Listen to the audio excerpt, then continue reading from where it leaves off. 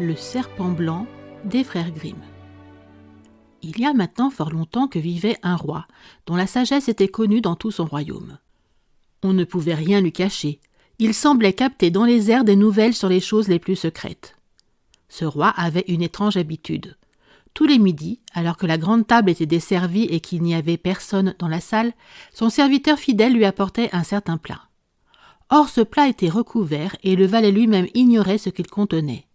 Personne d'ailleurs ne le savait, car le roi ne soulevait le couvercle et ne commençait à manger que lorsqu'il était seul. Pendant longtemps cela se passa ainsi. Mais un jour, le valet, ne sachant plus résister à sa curiosité, emporta le plat dans sa chambrette et referma soigneusement la porte derrière lui. Il souleva le couvercle et vit un serpent blanc au fond du plat. Cela sentait bon et il eut envie d'y goûter. N'y tenant plus, il en coupa un morceau et le porta à sa bouche. Mais à peine sentit-il le morceau sur sa langue qu'il entendit gazouiller sous la fenêtre. Il s'approcha, écouta, et se rendit compte qu'il s'agissait de moineaux qui se racontaient ce qu'ils avaient vu dans les champs et dans les forêts. Le fait d'avoir goûté au serpent lui avait donné la faculté de comprendre le langage des animaux. Ce jour-là, justement, la reine perdit sa plus belle bague et les soupçons se portèrent sur le valet qui avait la confiance du roi et avait donc accès partout. Le roi le fit appeler, le rudoya et menaça de le condamner s'il ne démasquait pas le coupable avant le lendemain matin. Le jeune homme jura qu'il était innocent, mais le roi ne voulut rien entendre et le renvoya. Le valet, effrayé et inquiet, descendit dans la cour où il commença à se demander comment il pourrait bien faire pour s'en tirer.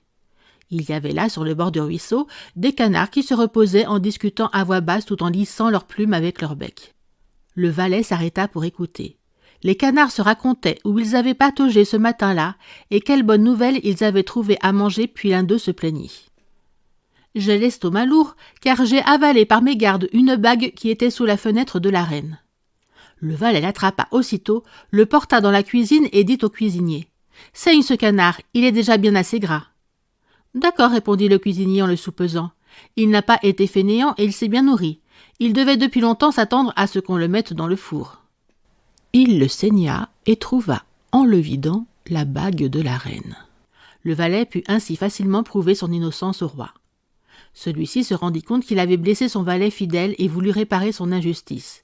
Il promit donc au jeune homme de lui accorder une faveur et la plus haute fonction honorifique à la cour que le valet choisirait. Le valet refusa tout et demanda seulement un cheval et de l'argent pour la route, car il avait envie de partir à la découverte du monde.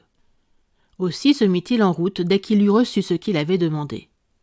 Un jour, il passa près d'un étang où 3 poissons, qui s'étaient pris dans les roseaux, étaient en train de suffoquer. On dit que les poissons sont muets, et pourtant le valet entendit leurs complaintes qui disaient qu'ils ne voulaient pas mourir si misérablement. Le jeune homme eut pitié d'eux. Il descendit de son cheval et rejeta les 3 poissons prisonniers dans l'eau. Ceux-ci recommencèrent à frétiller gaiement, puis ils sortirent la tête de l'eau et crièrent « Nous n'oublierons pas que tu nous as sauvés et te revaudrons cela un jour. » Le valet continua à galoper et eut soudain l'impression d'entendre une voix venant du sable foulé par son cheval. Il tendit l'oreille et entendit le roi des fourmis se lamenter. « Oh, si les gens voulaient faire un peu plus attention et tenaient leurs animaux maladroits à l'écart. Ce cheval stupide piétine avec ses lourds sabots mes pauvres serviteurs. » Le jeune homme s'écarta aussitôt et le roi des fourmis cria « Nous n'oublierons pas et te revaudrons cela un jour. » Le chemin mena le valet dans la forêt où il vit un père corbeau et une mère corbeau en train de jeter tous leurs petits du nid. « Allez-vous-en, sacripant, croissèrent-ils. Nous n'arrivons plus à vous nourrir, vous êtes déjà assez grand pour vous trouver à manger tout seul. » Les pauvres petits qui s'agitaient par terre en battant des ailes piaillèrent. « Comment pourrions-nous, pauvres petits que nous sommes, subvenir à nos besoins alors que nous ne savons même pas voler? Nous allons mourir de faim. » Le jeune homme descendit aussitôt de son cheval, le transperça de son épée et l'abandonna aux jeunes corbeaux pour qu'ils aient de quoi se nourrir. Les petits s'approchèrent et après s'être rassasiés crièrent « Nous ne t'oublierons pas et te revaudrons cela un jour. » Le valet fut désormais obligé de continuer sa route à pied. Il marcha, et après une longue marche, il arriva dans une grande ville dont les rues étaient très peuplées et très animées. Soudain, un homme arriva à cheval et annonça que l'on cherchait un époux pour la princesse royale, mais que celui qui voudrait l'épouser devrait passer une épreuve difficile, et s'il échouait, il devrait payer de sa vie. De nombreux prétendants s'y étaient déjà essayés et tous y avaient péri. Mais le jeune homme, lorsqu'il eut l'occasion de voir la princesse, fut si ébloui de sa beauté qu'il en oublia tous les dangers. Il se présenta donc comme prétendant devant le roi. On l'emmena immédiatement au bord de la mer et on jeta sous ses yeux un anneau d'or dans les vagues. Puis le roi lui ordonna de ramener l'anneau du fond de la mer et ajouta « Si tu émerges de l'eau sans l'anneau, les vagues te rejetteront sans cesse jusqu'à ce que tu périsses. » Tous plaignirent le jeune homme et s'en allèrent. Seul, debout sur la plage, le valet se demanda ce qu'il allait bien pouvoir faire lorsqu'il vit soudain 3 poissons s'approcher de lui. C'étaient les poissons auxquels il avait sauvé la vie. Le poisson du milieu portait dans sa gueule un coquillage qu'il déposa aux pieds du jeune homme. Celui-ci le prit, l'ouvrit et y trouva l'anneau d'or. Heureux, il le porta au roi, se réjouissant d'avance de la récompense. Or, la fille du roi était très orgueilleuse, et dès qu'elle lui apprit que son prétendant n'était pas de son rang, elle le méprisa et exigea qu'il subît une nouvelle épreuve. Elle descendit dans le jardin, et de ses propres mains, elle répandit dans l'herbe 10 sacs de millet. « Tu devras ramasser ce millet, ordonna-t-elle, que ces sacs soient remplis avant le lever du soleil, et pas un seul grain ne doit manquer. » Le jeune homme s'assit dans l'herbe et se demanda comment il allait pouvoir s'acquitter de cette nouvelle tâche. Ne trouvant pas de solution, il resta assis en attendant tristement l'aube et la mort. Or, dès que les premiers rayons de soleil éclairèrent le jardin, il vit devant lui les 10 sacs de millet remplis à ras. Ils étaient rangés les uns à côté des autres et pas un grain ne manquait. Le roi des fourmis était venu la nuit avec des milliers de ses serviteurs, et les fourmis reconnaissantes avaient rassemblé tout le millet avec infiniment de soin et en avaient rempli les sacs.